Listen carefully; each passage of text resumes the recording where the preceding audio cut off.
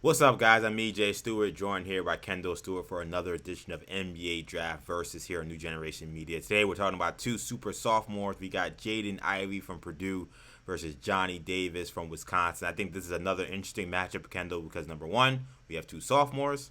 Number two, two guys in the same conference, so these guys are actually maxed up against each other. And number three, despite those first two similarities, you have kind of a different road to this lottery pick potential for these players. Ivy was a player a lot of people had a lot of eyes on to start the year going into the sophomore year.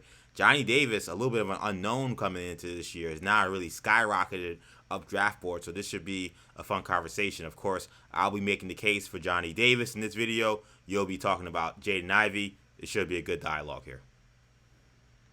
Yeah, I'm excited about this video. I mean, this obviously we had a great discussion talking about Paolo Banchero and Jabari Smith, which you can find on our channel already. And I think these are the two best by most people's projections, the two best guards in this draft. But they're very different in what they bring to the table and their sort of what their role will be at the next level. And so it'll be exciting to sort of compare the two and see where we feel like they shake out. I will be making the case for Jaden Ivey. Yep. You will be making the case for Johnny Davis. Yep, exactly. So let's get right into it. And I'll begin first, and I'll make the case for Davis here. And to me, look, these are two very good prospects. I like both of these guys going into the draft. I liked Ivy a lot coming into this regular season. I think he's met a lot of the high regard that he came in with in terms of the expectations that they had for not just him as an individual player, but for Purdue as a team. But I'm going to make the case for Davis here for a couple of reasons. Number one, I think Davis has shown a little bit more versatility off the ball. A lot of Jaden Ivey's offense comes from him being the primary ball handler, him being in ISO situations, him being a pick and roll, which is very, very impressive, by the way. I'm not saying that he's someone I want to take the ball away from.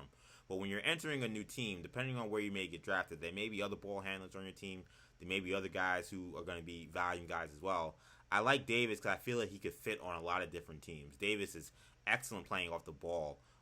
He probably is one of the best cutters in this draft when it comes to getting easy layups just off cutting, backdoor cutting, cutting from the wing, cutting from the baseline, particularly is where he gets a lot of easy baskets.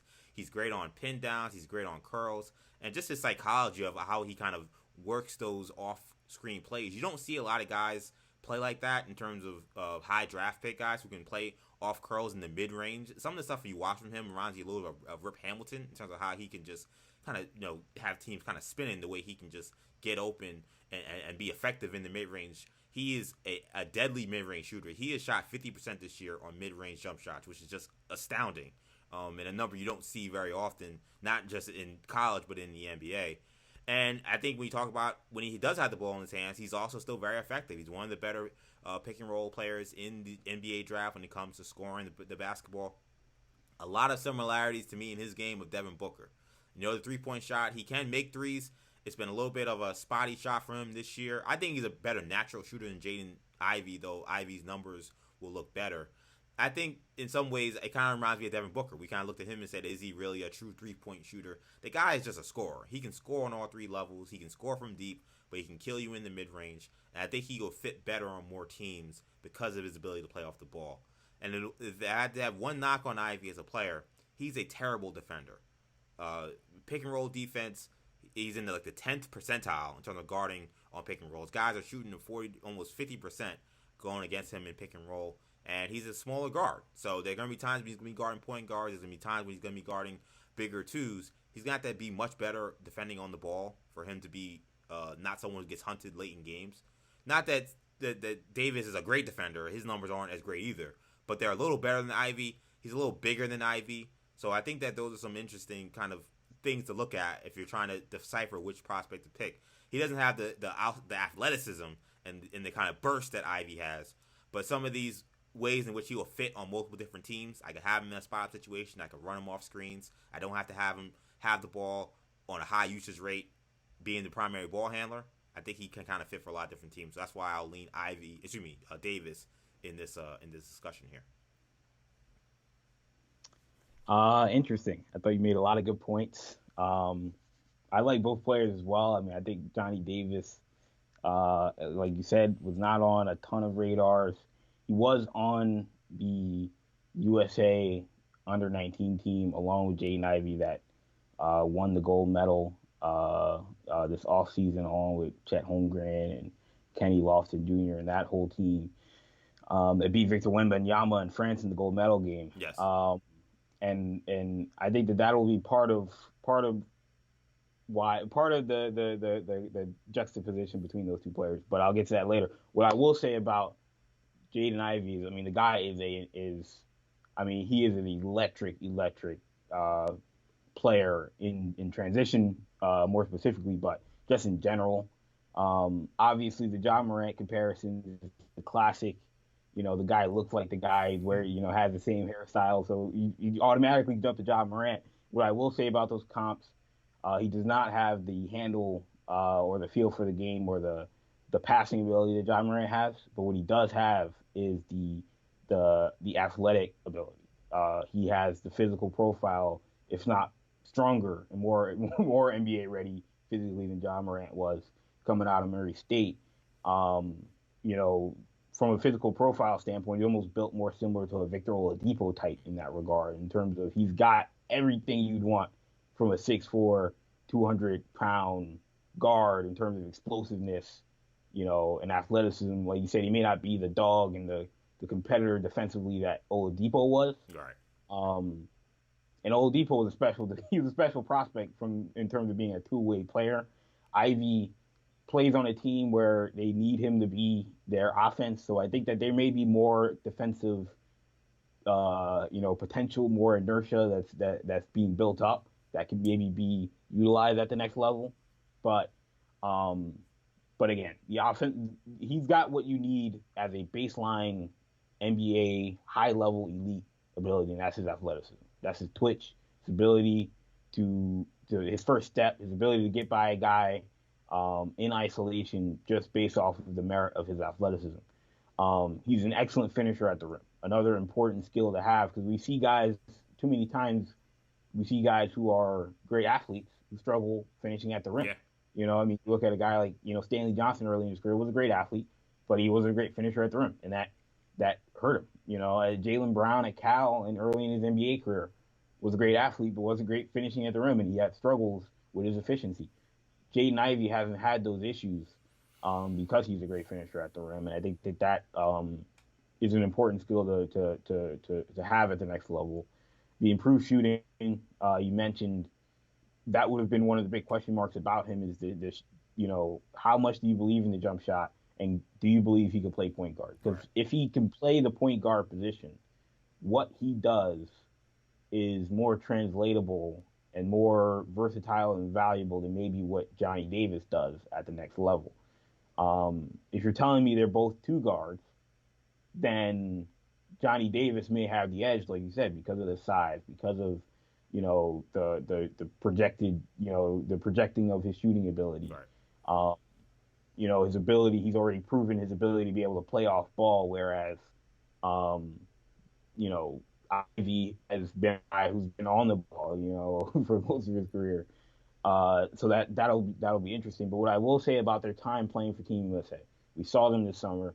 You mentioned Johnny Davis was on that team, but did not have a whole lot of fanfare around his NBA draft stock coming out of those games, coming out of those FIBA U19 games. He got minutes, but he struggled. He shot 32% from the field during those games. Shot 35 from three, but only 28% from two. It's a different environment, those games. You don't want to take too much from it. You're playing on a super team. It's a very running gun. If you're playing on Team USA, especially, and that's a style of play that Jaden Ivey thrived in. The up and down tempo, the pressing, the defense. Whereas Johnny Davis, struggled a little bit in that environment, and I think that is what will give some evaluators pause about him. Is when we take him to the next level, and he's got to be more of a cog, unless he's going to come in right away and be our 20-point scorer, as you rarely see with rookies. If he's going to have to come up right away and fill a role, can he be Chris Duarte, a guy you loved, obviously, coming out of the draft last year? And I wasn't much of a fan of him. He's been excellent. Yeah. Chris Duarte was a role player at Oregon. He was a great role player. He was an excellent player, but he was primarily off ball. he did the little things and was an excellent shooter. And statistically, the shooting numbers were an Yeah, anomaly, they and were insane. those are translated to the next level. With Johnny Davis, what he reminds me of is he's like what he's done has been incredible. He reminds me of what Devin Booker would have looked like had he gone to like Ole Miss, instead of Kentucky, But because he went to Kentucky, like you said, we may have pigeonholed him as, is this guy a shooter or is he just a scorer? And what is he? If he's not the spot up shooter, can he be more than that, or is he Klay Thompson? And he all of a sudden he got to Phoenix and was playing and pick and roll and doing all the stuff that we didn't know you could do. Um, Johnny Davis, it'll be interesting to see if that shooting can come along and he develops into, that guy who can be a pure shooter. But yeah, I mean, both guys are incredible, but those are my drawbacks with Davis. Yeah, I mean, I think to me, with Davis, again, I think, the shooting numbers, at Ivy, when you're guarding him, and I'm not trying to take away from Ivy's shooting numbers because he has improved his jump shot a great deal. I think that was one of the big question marks I had coming into this year. I never would have thought he could shoot 40% from three this season. So credit to that young man for working on his game and improving. I will say, if you're playing against Purdue, you're begging Ivy to take threes, and he's killing teams, which we see. But I think you're still gonna be more wary of him being able to get to the rim, and you're gonna take that away, and you're gonna be willing to live with the jump shots and hope that he's off. With Johnny Davis, I think you're taking away his jump shot. I mean, one of the flaws in his game is that he's not great around the basket. He's not a great finisher, and something he has to work on. So I think when I see some of these 3-point numbers, I think some of it is shot selection, some of it is the degree of difficulty. I feel like Ivy's able to step into a lot cleaner looks, a lot better looks. Absolutely, and the degree of difficulty, yeah, and that's the thing. The degree of difficulty, like honestly, even though the like volume, Johnny even though the Juzang, volume's the same, like it's a different kind of three when you look yeah, at the no, and he's on the worst team, and he's on the worst team, right? You know, like to me, Johnny Juzang and Johnny Davis are very similar prospects. Those two guys to me are very similar. They do kind of the same thing, but I think people feel like Davis may have a higher ceiling. Um, Both guys, like you said, take high degree of difficulty shots, and Davis has been very, very effective in doing that. And that's honestly the most impressive thing about him to me is if those shots, if he can continue to hit those shots at the next level, then look out. Yeah. Then he's a 20-point scorer. Yeah, I mean, again, you're talking about a guy shooting a very high clip from the mid range. These are contested shots. These are turnaround fadeaways.